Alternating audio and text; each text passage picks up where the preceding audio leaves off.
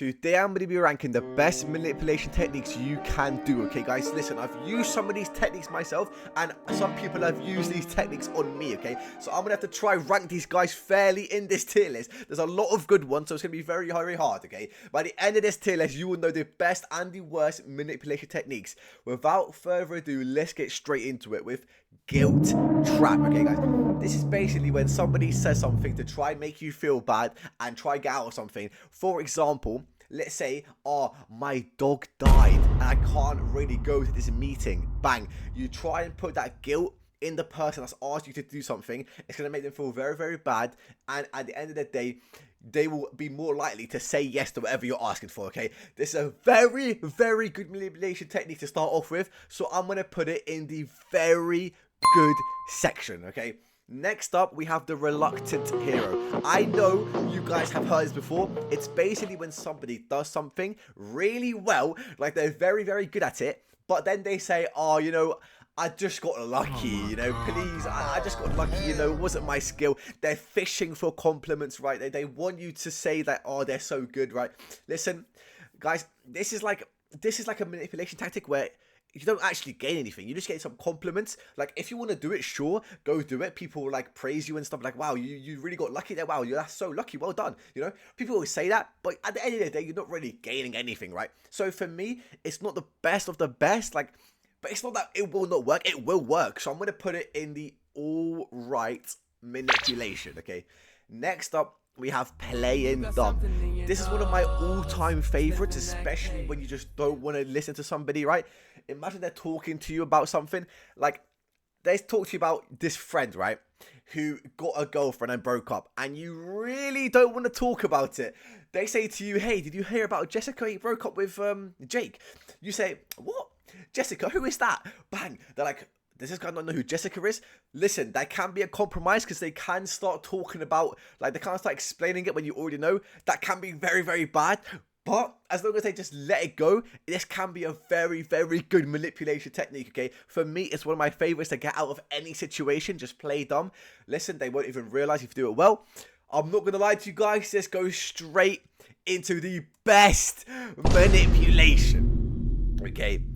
Next up, we have the victim card, right? These are for all the pick-me's out there, guys. Listen up. If any of these manipulation techniques you do, leave a like and subscribe to the video, okay? We have the victim card, right?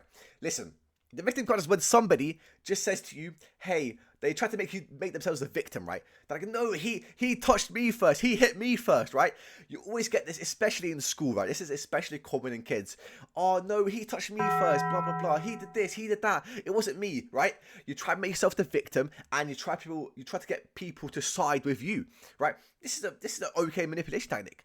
Listen, it's very, very common, so people will catch on to you. Like, they won't just believe you in an instant.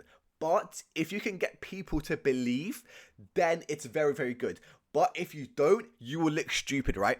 If you're not actually the victim. So I'm going to put it in the middle ground, and I'm going to put it in all right manipulation, all right? Next up, we have everyone's doing it, right? This is when somebody says to you, oh, do you want to come to this party? Everyone's doing it, okay? Listen, guys. Everyone's doing it is a very, very good way.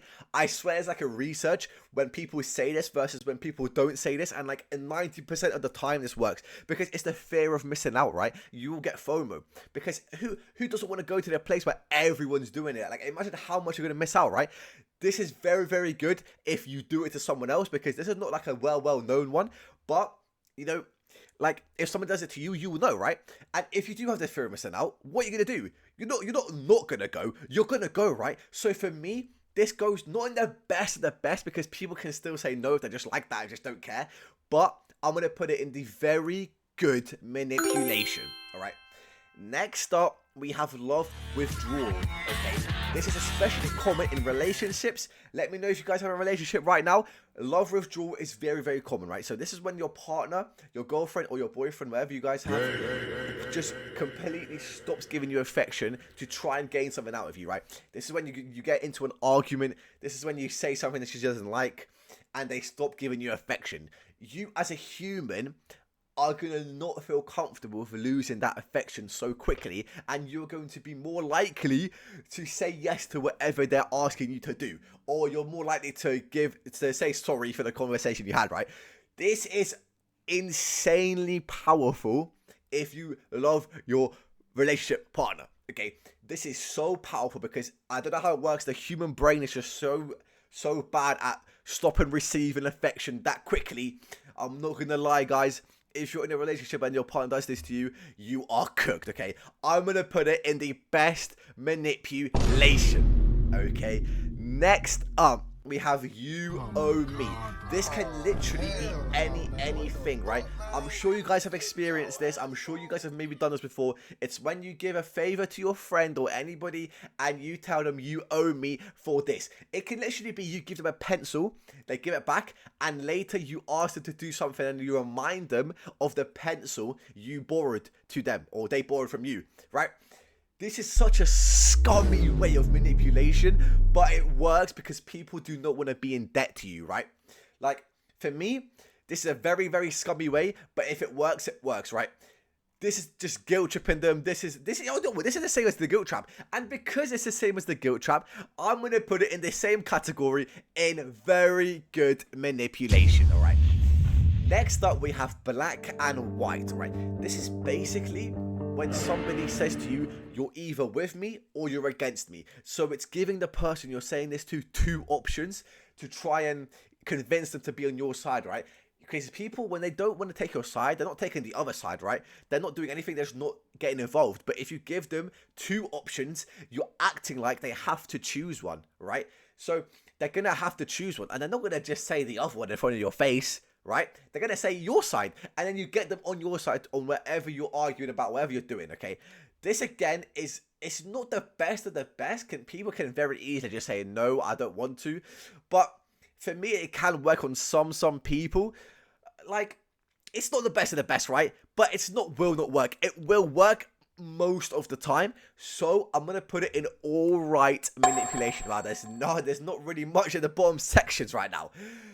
Next up, we have information overload, right? So this is basically when you know something's wrong, you know something in the whatever you're explaining is wrong, but you just yap a bunch. You just yap a bunch and try hide the bad information in the massive amount of information, okay?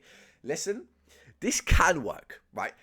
But the thing is, right, the second you say the information which you don't want to say, they will catch on immediately, right? This does not work as good as I think it would, right, in real life, because they will just catch on as soon as you say. Let me know if you disagree with me, but I think they'll just catch on, right? They'll just be like, oh yeah, are you sure about that? That sounds a bit wrong, right? As soon as you say it. So for me, we have our first will not work, okay? And then next up, we have false humility. This is basically when somebody says, oh, I didn't want to do it, I had to do it, right? They're basically fishing for compliments. They're trying to get you to say, oh, wow, you're so brave. You did it without you even having to do it, right? You did it without you even needing to do it. And they're just like, yeah, I didn't have to do it, but I did, right? So they're trying to get you to say something. They're trying to get you to do something. Right, guys, listen, if you want to do it, be my guest. But again, it's not going to gain you anything. It's not going to do anything. You're just going to get compliments from people. Listen, if that's what you want, that's fine by me.